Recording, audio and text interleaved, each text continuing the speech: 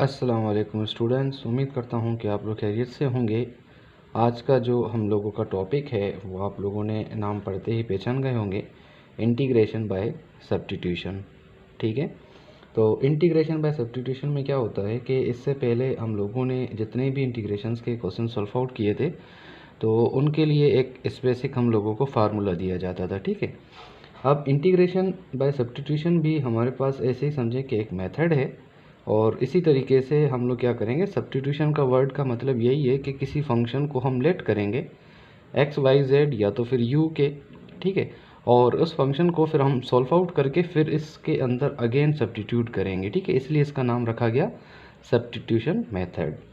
तो आइए एक एग्जांपल है, ठीक है, हम लोग पढ़ने जा रहे हैं method of integration by substitution. तो इसकी एक एग्जांपल हमारे पास गिवन है। अब हम देखते हैं कि सब्स्टिट्यूशन इंटीग्रेशन में किस तरीके से की जाती है। ठीक है, तो सबसे पहले हम यहाँ पे कर लेते हैं सॉल्व के बाद जो हमारे पास फंक्शन है वो है 2x प्लस 2 अंडर रूट, यहाँ पे आ जाता है x square plus into 2x plus into 3 under root into dx।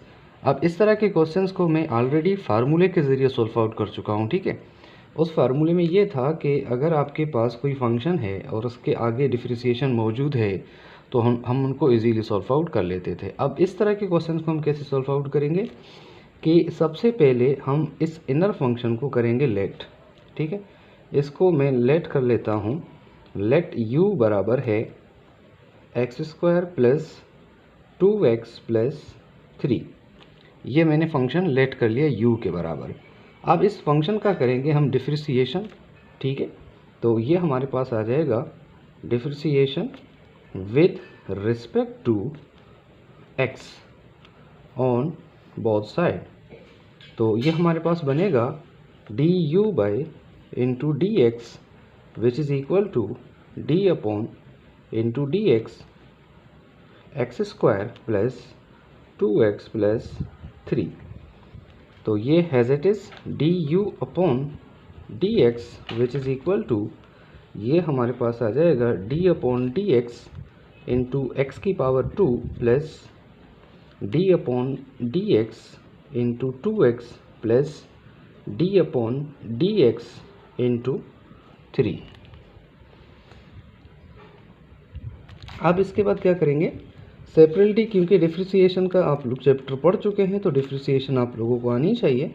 Power को नीचे लेकर आ जाएंगे और पावर में से एक माइनस करेंगे तो 2 में से एक चला गया, 1 बचेगा हमारे पास। ठीक है, प्लस 2 एज इट इज़ आ जाएगा और x का डिफरेंशिएशन 1 होता है तो हम यहाँ पे 1 लिखेंगे और कांस्टेंट का डिफरेंशिएशन 0।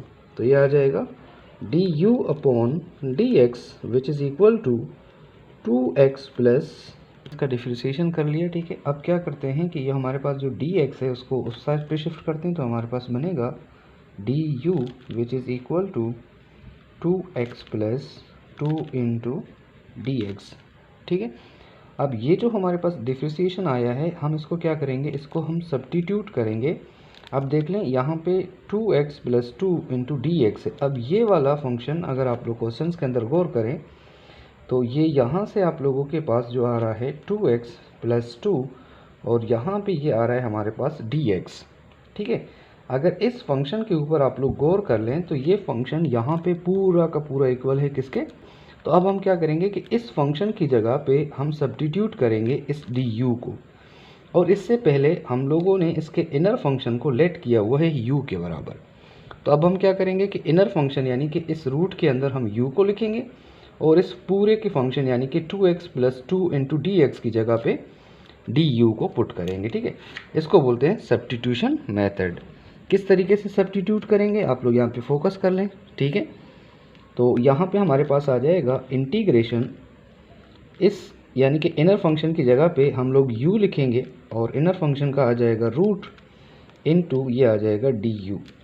अब इसका हम लोग ईजीली इंटीग्रेशन कर सकते हैं। ठीक है, तो इसका इंटीग्रेशन हम किस तरीके से करेंगे, ये आ जाएगा इंटीग्रेशन और रूट को हम लिख सकते हैं u की पावर 1/2 इंटू डी यू। ठीक है, इंटीग्रेशन u की पावर 1/2 इंटू du। अब इसका मज़ीद इंटीग्रेशन हम किस तरीके से करेंगे कि इंटीग्रेशन u की पावर 1/2 इंटू du। अब आप लोगों ने इंटीग्रेशन के अंदर पावर का फार्मूला पढ़ा होगा, ठीक है, तो वो हमारे पास है इंटीग्रेशन x की पावर n इंटू dx।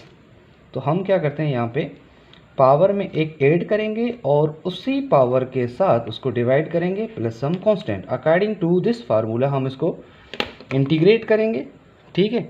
तो इसका इंटीग्रेट हमारे पास क्या बनेगा, ये आ जाएगा u1 डिवाइडेड बाई 2 प्लस 1, और इसी फार्मूले को नीचे भी डिवाइड करेंगे और प्लस भी करेंगे प्लस सम कांस्टेंट। तो ये हमारे पास बनेगा u की पावर, इसका जो सिंप्लीफिकेशन है 2 को मल्टीप्लाई करेंगे 1 के साथ 2 आ जाएगा, 2 में 1 प्लस करेंगे 3/2 और इसके अपॉन में भी 3/2 प्लस सम कांस्टेंट, ठीक है। तो अब ये रकम यहाँ पे डिवाइड हो रही है, अगर हम इसको इस साइड पे लिखें, ठीक है, बाज़ औक़ात स्टूडेंट्स को परेशानी होती है कि सर डिवाइड में जो रकम लिखी है उसको ऊपर ले जाते हैं, फिर ये कैसे चेंज होती है, ठीक है। तो उसके लिए आसान तरीका ये है कि आप 3/2 को हैज़ इट इज़ लिखें, डिवाइडेड बाय ये वाला साइन लगाएं ताकि बच्चों को पता चले, ठीक है। और u की पावर 3/2 है प्लस सम कांस्टेंट। अब डिवाइड का मतलब है कि रकम को चेंज कर देना चाहिए। जब रकम को हम चेंज करेंगे तो ये मल्टीप्लिकेशन में चेंज होगा, ठीक है। जब ये मल्टीप्लिकेशन में हमारे पास चेंज हो जाएगा तो हम इसको लिखेंगे 2 इंटू यू की power 3/2 divided by 3 plus some constant, ठीक है यहाँ तक। अब हम लोगों ने क्या करना है, u को हम लोगों ने लेट किया हुआ था, ठीक है, तो u का जो वैल्यू है वो इसमें हम लोग सब्स्टिट्यूट कर लेते हैं। तो हमारे पास जो आंसर आ जाएगा वो है 3/2 इंटू यू की जगह पे हम लिखेंगे उसकी value x² plus 2x plus 3 की whole power 3/2 plus some constant. ये हमारे पास इसका है रिक्वायर्ड आंसर। क्लियर है यहाँ तक, ये हमारे पास है इसका रिक्वायर्ड आंसर।